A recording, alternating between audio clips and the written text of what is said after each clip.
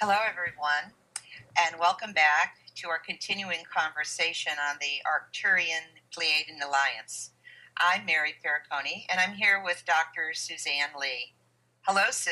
Hi. The last time we talked, we ended our conversation with a beautiful message from Maitreya. And I wanted to just spend a couple of minutes revisiting that before we move on. The Arcturians began, first of all, talking about the Arcturian and Pleiadian alliance as being one of partnership and unity consciousness and respect for all life. And Maitreya introduced us to the concept of portals.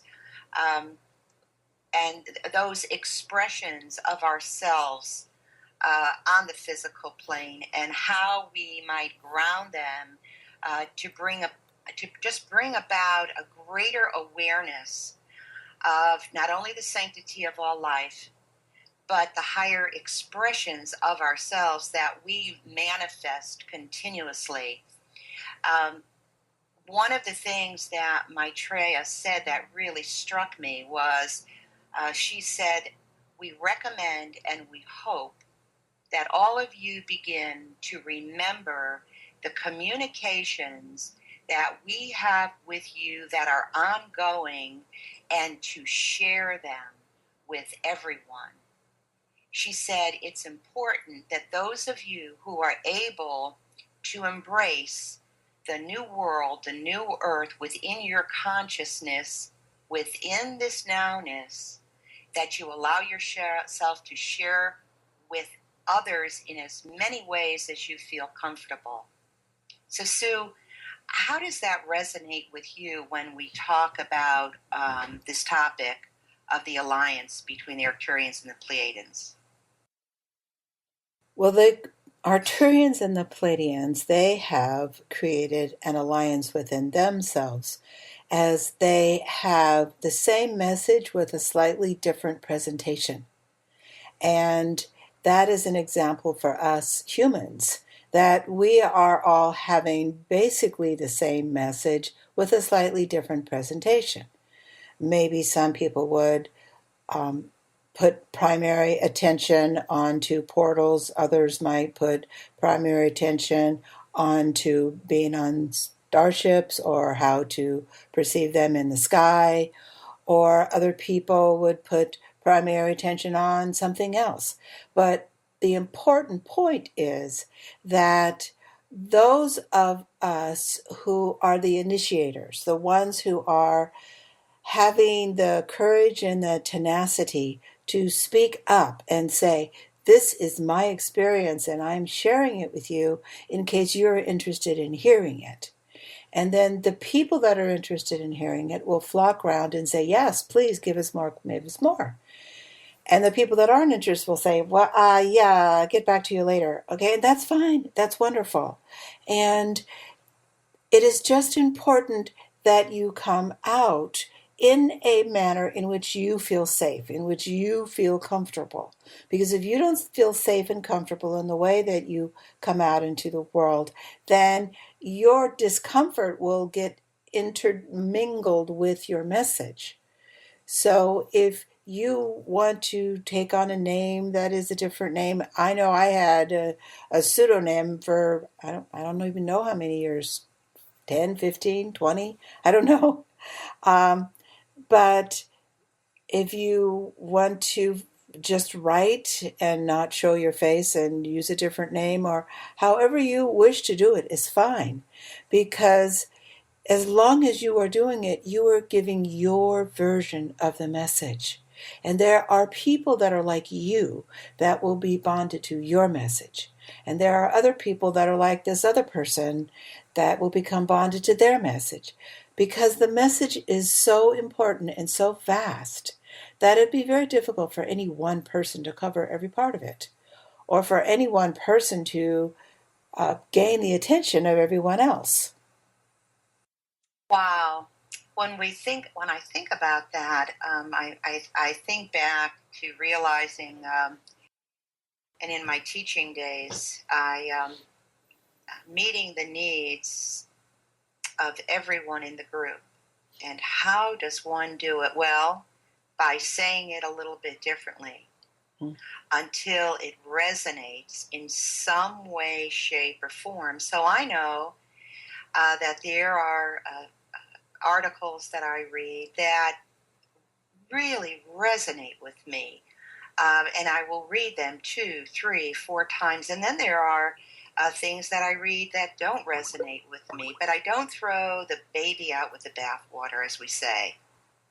But rather I respect that all of this information is coming in to meet the needs of the myriad of the diversity throughout the planet. And that's a tremendous blessing. So the Arcturians may say it one way, and another group may say it another way, but a message is a message is a message.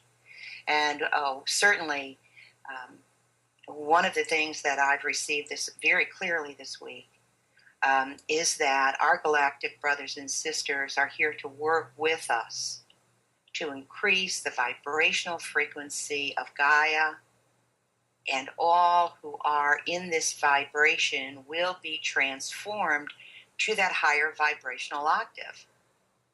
So energy in is energy out. Gaia is a sentient being. We are Gaia.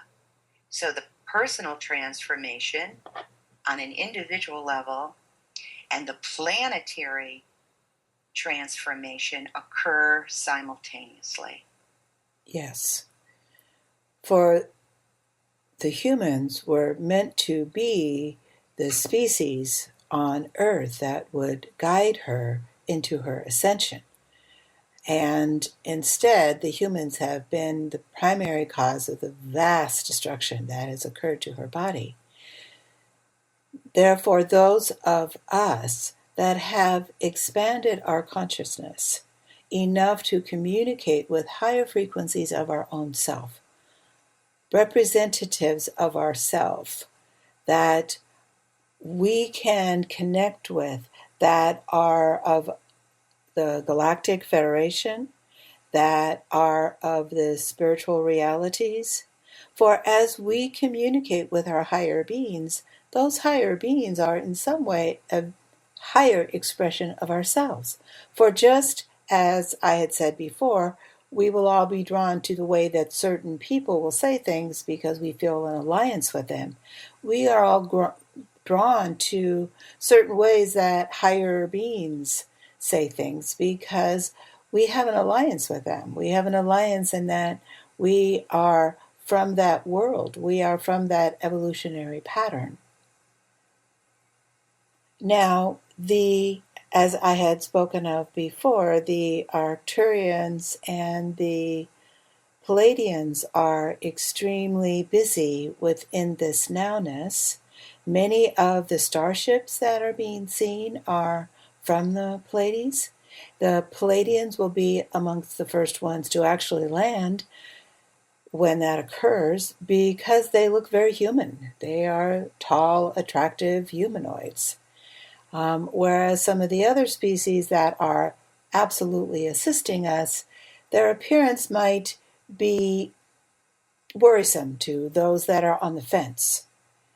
Those that have fully embraced that we are members of a galactic society, and those who are remembering some of our journeys to the starships at night. And I know that I remember it mostly from writing it.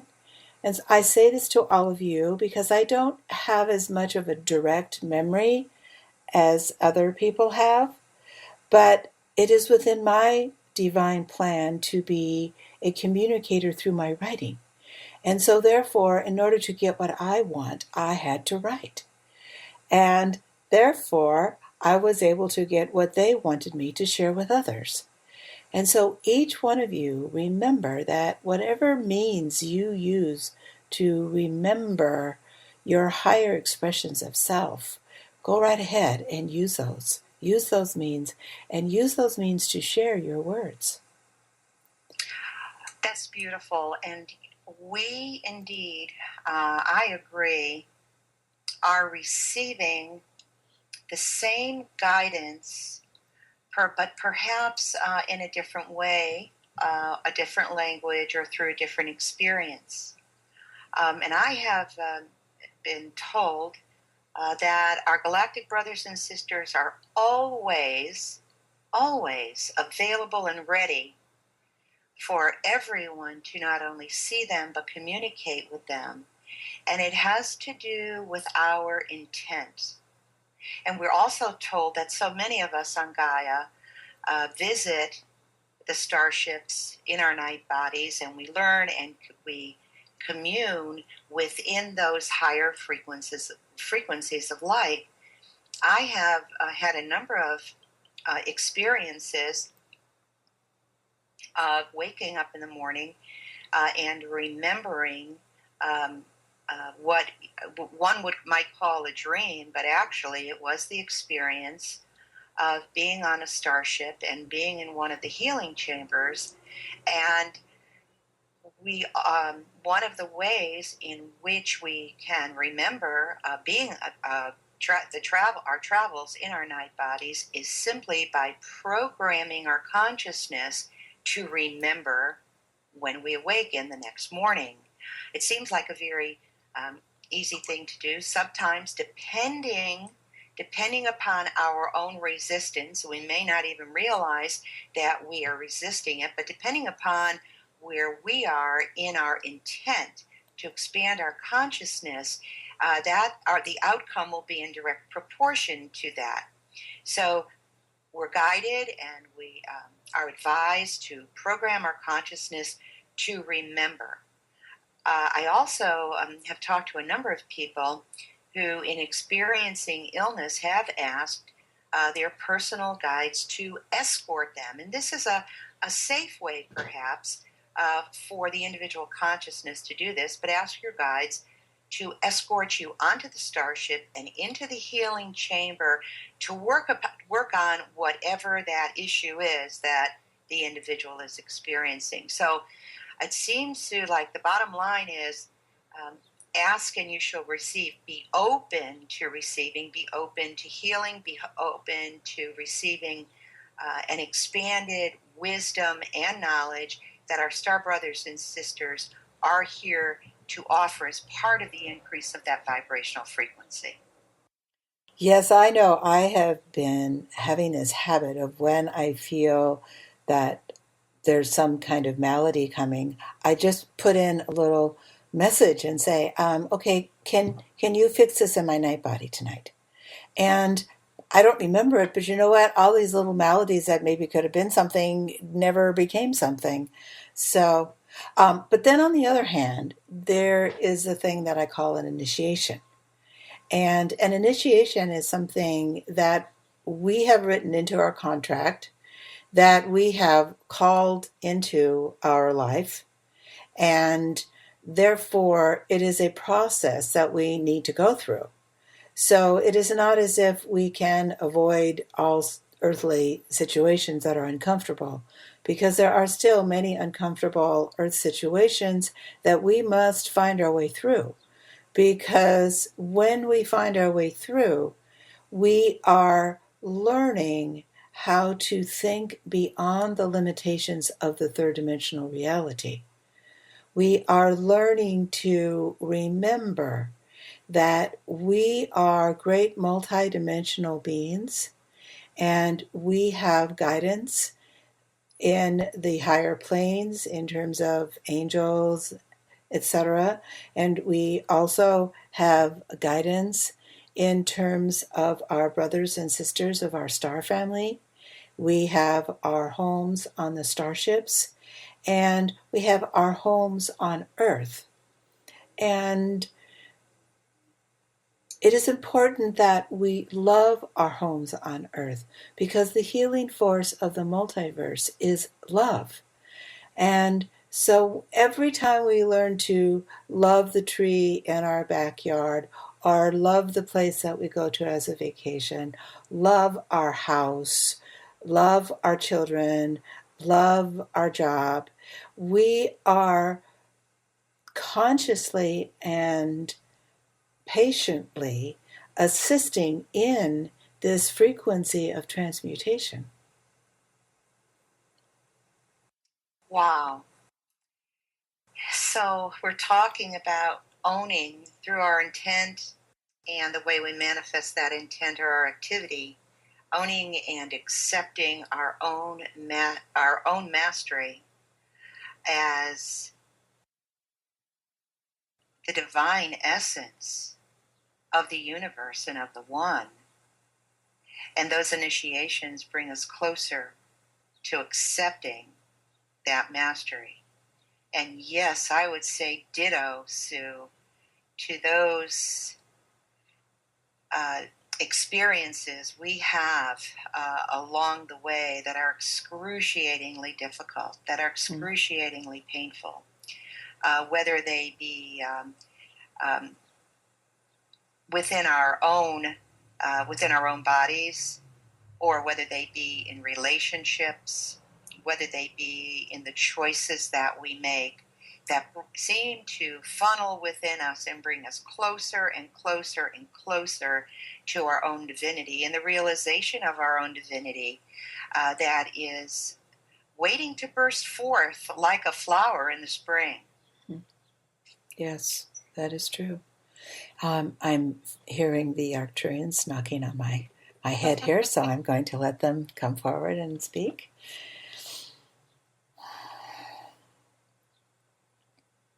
Our beloved ones, thank you so much for joining our message. Whether you hear this message within the nowness of the others is not important, for time is an illusion of the third, fourth dimensional realities. We wish to speak a little bit about your journeys on our starships, because we know that all of you are so longing to remember your home in the skies and your home in other worlds. So therefore, we would like to take you for a moment and imagine that you have awakened and you are in what we call the welcome room. And the welcome room is dimly lit, as there are many who come in their night bodies, and therefore they are not conscious in their physical lives. There are some that come in their meditations, so they are more conscious. And there are some of you who are actually able to bilocate, that while you are going about your daily life, suddenly there is a glitch in time, and you kind of wonder, whoa, I really spaced out there. What happened? Well, what happened is that you bilocated. And from that process of bilocation, your physical vessel may or may not be aware of that. In fact, most of the time your physical vessel is not aware of it, because it can be quite disconcerting in your daily life. So therefore, you will bring in those messages later. Maybe you will have a dream of that message, or you will have a meditation of that message, or an idea will suddenly pop into your mind and you will not understand, well, that's a very unique idea. Where did I get that? And we are coming now because in Suzille's mind, she's having these occurring visions of some of the different beings that she has met on the starship. She has complained a bit, as you have heard, that she doesn't remember. However, in her busy life, where would she fit all that as well? So therefore, we are assisting her. The last time that she was on the starship, which was quite recent within her timeline, there was a great meeting in a very large room. It was an intergalactic meeting, and she was sitting back towards the top. It is much like one of your stadiums, so that the room rises up so that everyone can have a full view of what is occurring. And from her position, she could look down, and see so many different types of beings. There's one particular being that she was drawn to, likely because it is a being from Sirius B, in which she has incarnations but has not yet communicated with as easily. Now, this being has several arms and several legs, and a humanoid form of an octopus, so to speak. And you may know that an octopus is a very intelligent being. Down in the ocean, they have discovered that an octopus is quite intelligent. Still, great difficulties perceiving intelligent in beings that do not have a humanoid form. And this is why we would like to bring this to your attention. For these beings are very good at multitasking. They can control all four arms as easily as you could control only one of yours. They are completely telepathic and clairsentient, clairvoyant. Therefore, they have eyes primarily for others to focus upon, for they do not really need them. Their mouth is not visible. They don't need a nose, for they breathe in and out through their skin, as do many galactics. In fact, as you move into your fifth-dimensional self, you no longer imbibe food through your mouth and take it through your digestive tract and eliminate the waste. As you move into your light body, you eat light. Light comes in, light fuels you, and there is no waste products. So we will leave this to Mary, and so she can perhaps bring in some comments of some of her most recent contacts. Well, thank you. I was struck by the fact that the Arcturians mentioned that we visit the ships and we have these experiences perhaps during our meditation, in our night bodies, and through bilocation. And three of probably many other ways that we visit and we communicate with our star brothers and sisters. I believe, especially recently, many people have had the experience of bilocating, although we wouldn't, as you said, we wouldn't think about it as bilocation, but rather simply that we're missing time. And I remember just recently, I was in a meeting with a group of people and was very focused on the discussion at hand. And all of a sudden, my body jolted, and I realized that an aspect of myself at that period of time, or what we would call time, was somewhere else. And I felt it realign with my body. And in that split second or two, I realized that I had just experienced the coming back together after bilocation. Mm-hmm. Now, I don't know exactly what I was off doing at that moment, but I was really grateful for the awareness of that. One of the, I would call it, one of the experiences that always comes to mind when I'm thinking about visiting starships in our night body is that one night I went to sleep and asked my guides to escort me to the healing chamber on the mothership. And I woke up in the middle of the night, and I was lying on what I'll call a pallet or a bed. And I was surrounded by multicolored crystals. The colors that I remember most distinctly were a very beautiful pale, almost translucent pink, and a beautiful sky blue color, almost aqua, but it's a color I'd never seen before. And I believe that I was consciously awake because I was looking at and thinking about the colors and knowing that they were crystals, and then remembered it very clearly in the morning. So I view that as a gift. You know, I'm programming myself to remember my experiences, and now here is a remembrance. One of the other things that the Arcturians just caused me to really realize is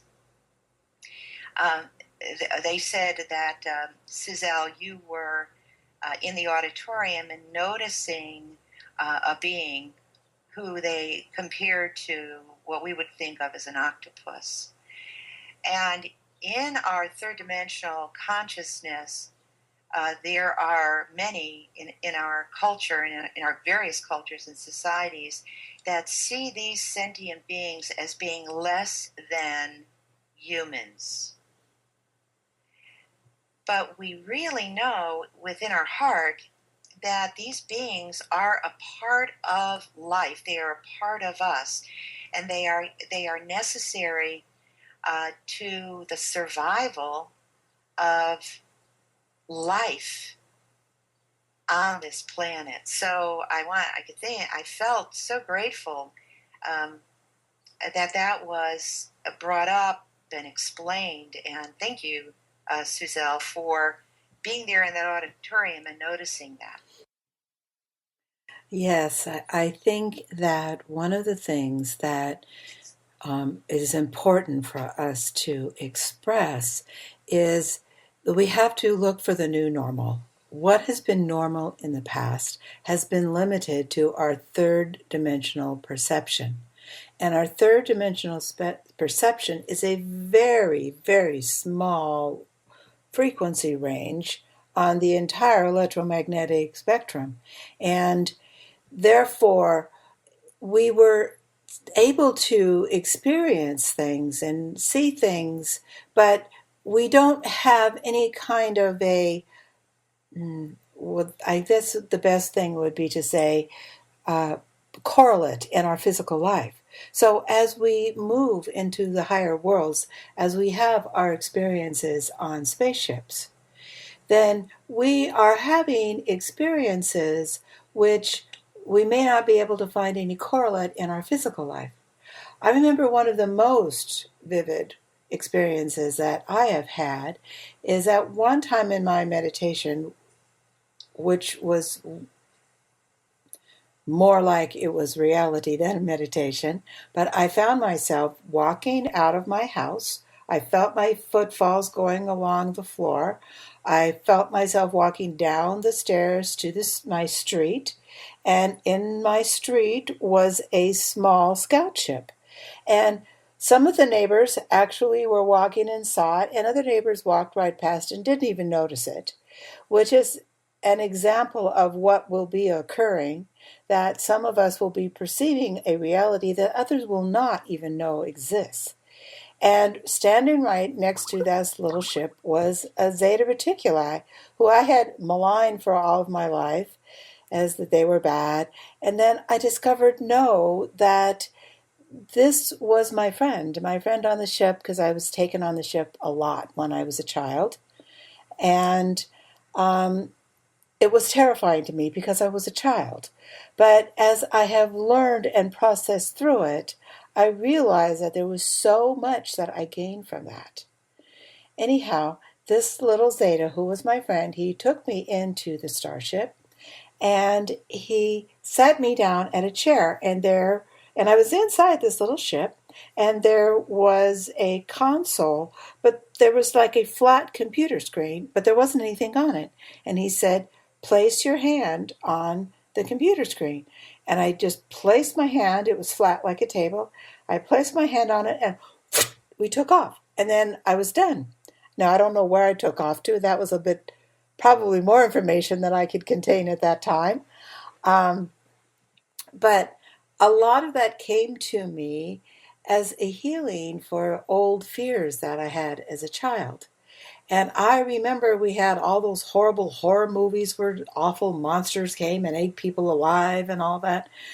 We have had so much indoctrination through the mass media of the Illuminati that has said, oh, that's scary and they're bad and they would hurt us, and it's just not true. They are us on a higher frequency. They are here. They have come to assist us with our planetary ascension, and they are our wonderful galactic family, and we are so honored to be able to remember. And if we can begin to look at these experiences that we sort of have out of the corner of our eye and make them normal. And that's one of my little slogans I've been wanting to say, make ascension normal. And normal starts off with a very small population. But as we all go forth and share our experiences in a way that doesn't freak them out, of course, because that's not helpful, but as we come out, as every one of us comes out, we make it safe for someone else to come out. And that's how we make ascension normal. So I guess we're coming to the end of our time. So Mary, did you want to close it up for us? I love it. The new normal is to make ascension normal. Yes. So we should all have T-shirts printed. Yes, and T-shirts. Baseball caps. Make ascension normal. Okay, I'm all for that. You know, I had the feeling when you were just talking, Sue, that all of the universe is in celebration for what is occurring, and I am, and I know you are, and so many are so grateful for all that is manifesting as a result of the collective work that is going on. And so I just want to thank you, Sue, and everyone who will be listening to this conversation, and I can't wait for the next one. And Maitreya has a final goodbye that he would like to say. Wonderful. We want you all to know that we are gathering around Gaia.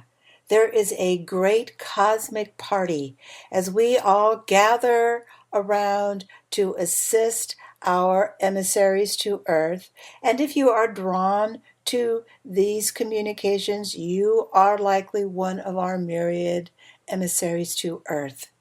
If you are having any weird experiences, lost time, you are among our emissaries to Earth. For many of you have volunteered to take on an Earth vessel.